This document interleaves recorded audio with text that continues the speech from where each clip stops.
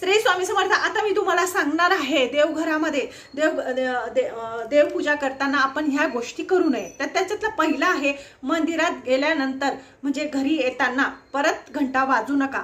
दुसरं म्हणजे एका दिवाने दुसरा दिवा पेटवू नका. तिसरं म्हणजे महादेवाला कधीच कुंकू अर्पण करू नका.